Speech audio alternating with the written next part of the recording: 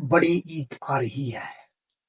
सब लोग प्रोटीन से हटकर ज्यादा गोश्त का इस्तेमाल करते हैं। अगर आप भी ऐसा ही करते हैं, ज्यादा गोश्त इस्तेमाल करते हैं, तो 3 चीजों का ख्याल रखें, क्योंकि इसमें यूरिक एसिड बढ़ जाने के चांसेस होते हैं। नंबर 1, पानी का बहुत ज्यादा इस्तेमाल करें, कम से कम 10 से 12 गिलास।